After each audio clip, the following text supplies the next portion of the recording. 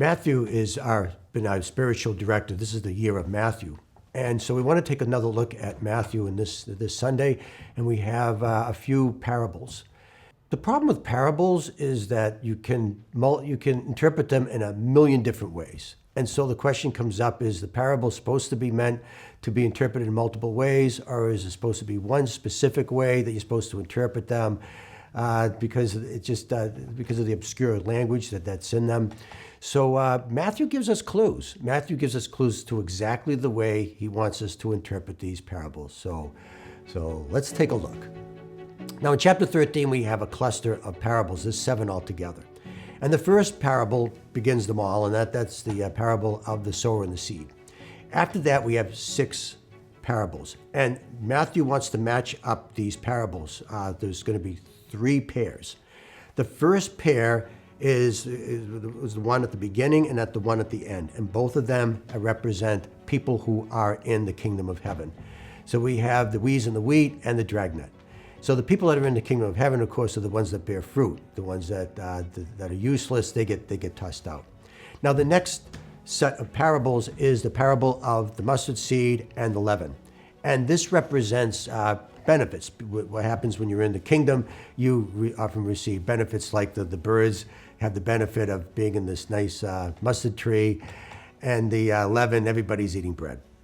The last set of parables is the treasure and the pearl, and that's the one that we have this Sunday. So they all kind of go together. So exactly how do these parables go together in this sense? So let's take an analogy. So instead of the kingdom of heaven, let's say that you want to buy a condo and you're going to be in this condo unit. Now, you need 3 pieces of information in this to buy a condo. The first thing you want to find out is who's in the condo unit. You don't want axe murderers and parties at night. You want to be people that are going to respect the law, respect you, and so it's very important to you to know who's going to be in this community. The second thing you want to find out are benefits. You want to find out what are the perks of the condo.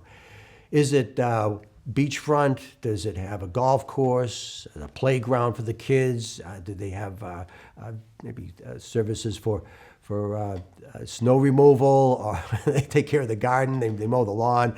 So you want to know what benefits and perks they have. The final thing you want to find out is the cost. And this is what Matthew's doing with these sets of parables. He's answering all of those 3. And so the first set of parables is who's actually in this kingdom of heaven. And those are the people who are law-abiding. Now, we know that from the first parable that starts all of these parables. Remember, there's 7. So the first one tells us that the people that bear fruit are the ones that are in the kingdom of heaven. And the ones that bear fruit are the ones that hear and do what Jesus says. Now, if we go back to the Sermon on the Mount, Jesus talks a lot about laws and directives, and these are the laws that we have to abide by. And this is an important clue that Matthew is giving us, is that people who are in the kingdom of heaven are those that listen to the laws and obey the laws of God. Now, the second set of parables is the perks. What do you get out of it? Well, when we obey the law, people benefit. We know that from the Beatitudes, that whenever we obey one of God's laws, we benefit from that. And so that's the nice thing about when Jesus gives a law, and we follow the details of that law, we get blessed and other people get blessed. Now, the last set of parables is about the cost. What does it cost? And we find out from the pearl and the treasure, it will cost everything. You got to pay. You got to sell everything in order to get and we find out also in the Sermon on the Mount that you have to obey all the laws, every iota of the law. It's everything. It's everything. But when we do, people benefit, and when people benefit, that's the kingdom of God. So Matthew has orchestrated this concept in these parables working that way. So first of all, Jesus gives us directives. Now, the thing is that these directives are not always easy. Turn the other cheek, as we saw before, love your enemy. These are all very, very difficult things to do. However, when you're with God, you can do anything. You do the impossible.